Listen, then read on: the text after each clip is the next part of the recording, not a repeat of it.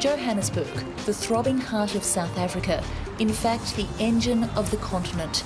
There are dramatic changes happening here, and as a result, economic growth is running at close to 6%. 12 years after the white rule era of apartheid, South Africa's educated blacks are pushing ahead. It's estimated that 100,000 a year are entering the middle class.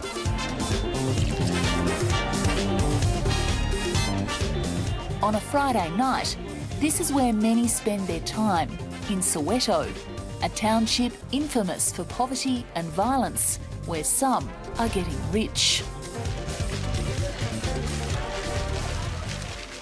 Basically, you know, it's people that are running their own companies. What we've created is a networking platform where they meet, exchange ideas, you know, over drinks, though they spend long hours, and they spend a lot of money in the process. Yeah.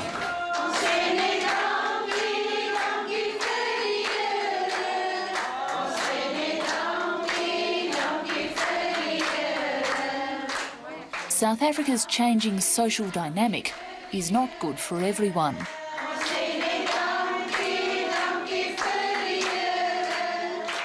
These Afrikaners, who enjoyed social and economic privilege during apartheid, are now near the bottom of the pile. We are fighting for our language, we are fighting for jobs. So my feeling is that we are only fighting all the time to survive.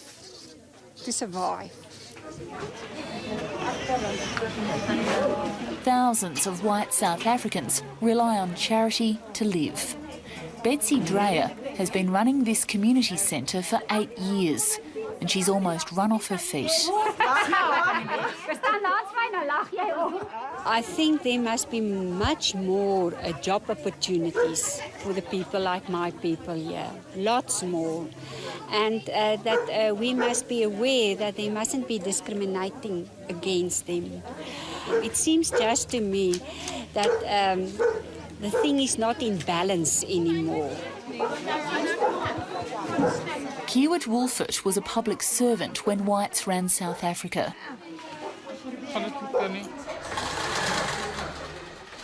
Now he and his wife Santa, who was also retrenched from a government job, have barely a thread left of their old lives.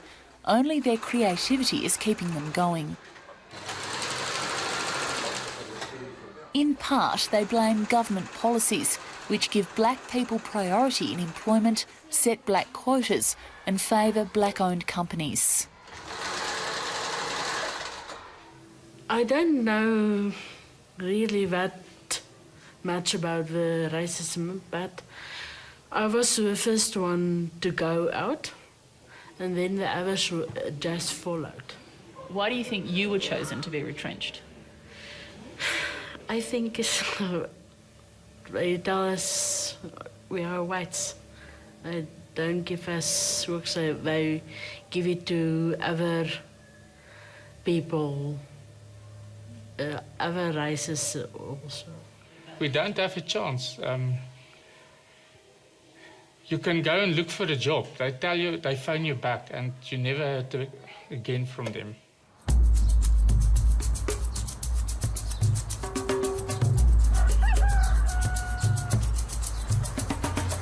Millions of black South Africans still live in squatter camps. 1/3 of the population has no electricity. Running water and housing are limited. This was once an exclusively black domain.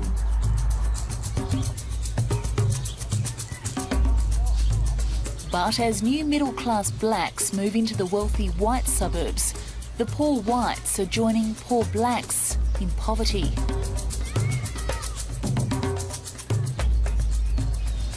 There's a lot of people struggling, but it's ons beurt. The blacks always had to struggle.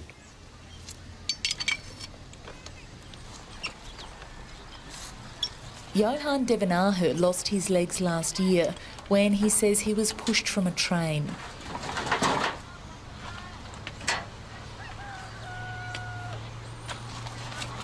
Now he can't get work. He gets a tiny pension, but he's forced to make up the difference collecting cans for recycling. Home is a squatter camp with 14 others, white and black. It's a big change from his once relatively comfortable life during apartheid. We had meat, we had money, there was no struggling. We didn't have problems. It was lekker, it was nice. Elke ding was sharp. Now times are changing. You know what's happening.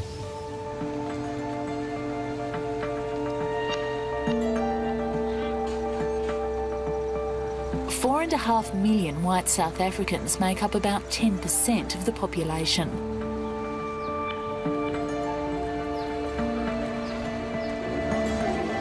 Most whites are Afrikaners, many from rural areas, and they're said to be less entrepreneurial than British South Africans, partly because of their previously protected existence in the lower levels of the public service.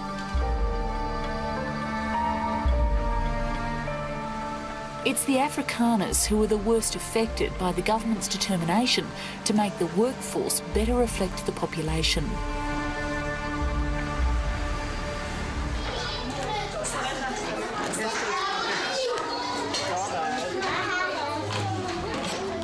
Many are now being forced to rely on soup kitchens to survive.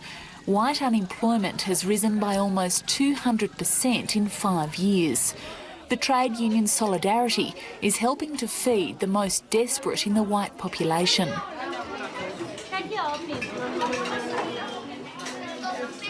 We think, unfortunately, the situation is that the current government that we had has in the past said they fought for a non-racial society free of racial discrimination. And what we see now is the same kind of system that we had in the past. It's just being implemented by other people, and it is a racially driven society we see more and more. Solidarity was formed from the remnants of the Mine Workers Union, which campaigned hard to keep both low-skilled Afrikaners and black people out of the workforce during the apartheid years. Now it's lobbying against affirmative action. Do you understand how ironic it sounds for white South Africans to complain about a government being racially motivated, considering the history here? Yeah, well, but from our side, we also see it ironic that a government that fought against racial legislation is now doing exactly the same what they fought against.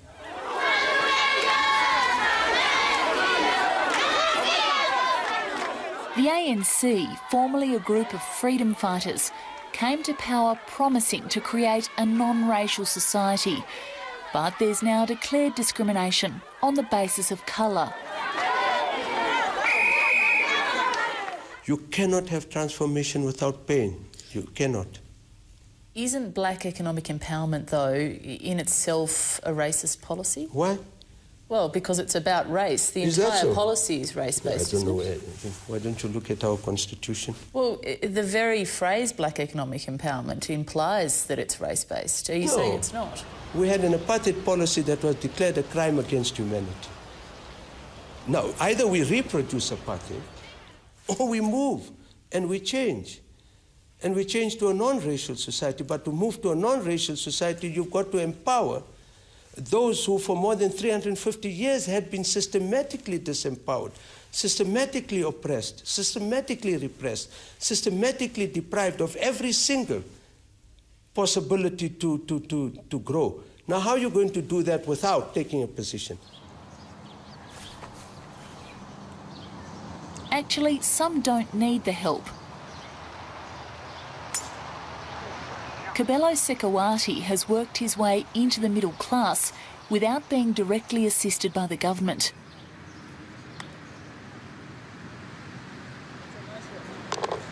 Woo! Shut! Guess what you're gonna have? An egg. He's a qualified engineer. His wife Busi has an MBA from the United States. They're focused on the future and getting a private school education for their children. You want some, you want some, you want some. You guys are eating a lot of gold. You're gonna play gold. The Sekawatis are the only black family in this complex, which is secure behind walls that usually represent white affluence in South Africa. I think one of the benefits of being a black man at this stage in our history is that the opportunities that never existed, that were not exposed to black people, are now exposed. Black people and new black middle classes coming up because now we can earn what we are qualified for.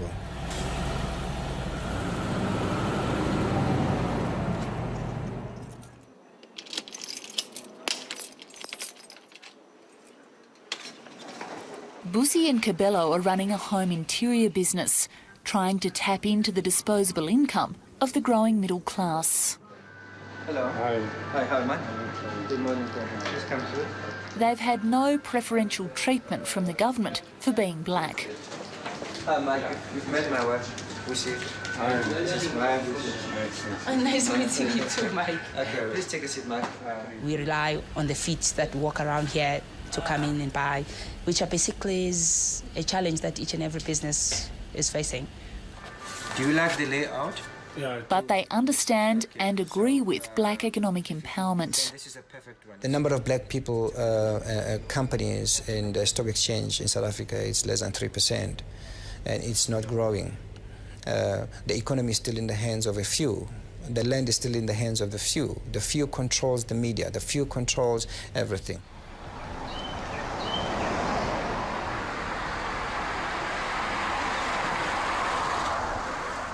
Living in South Africa, you get used to the walls, which have become a symbol of affluence. Behind them are mostly well-off whites, who are still much more likely to have well-paying jobs than black people here. Many of them still have black domestic workers like cooks and gardeners. But even so, up to 60% of black people remain unemployed. I don't feel that people are anti-white, but I feel that white people have put themselves in a corner where they fail to mingle with African people because they look at themselves as a different class as a whole, whereas in a normal society, class will be defined by income and education, but in South Africa, your class is defined by the color of your skin. We are not saying we are blind towards the imbalances in our society. There's a huge imbalances at the moment. You have a rich grouping, but then the poor that are getting poorer by the day.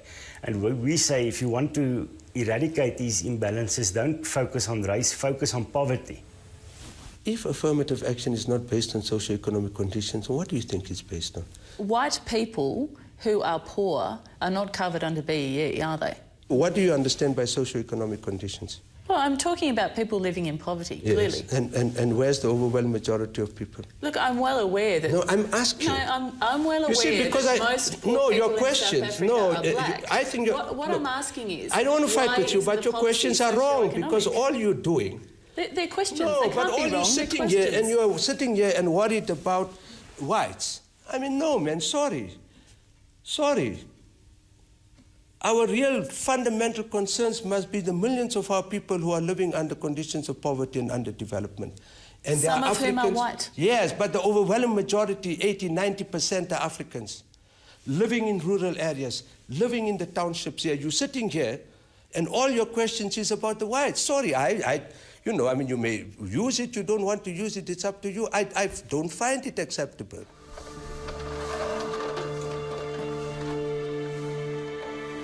Being told that you ask politically incorrect questions goes with the territory here.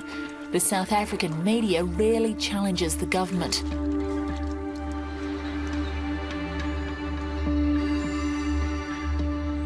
It's clear that a group of people who were protected by the system no longer are in the so-called Rainbow Nation.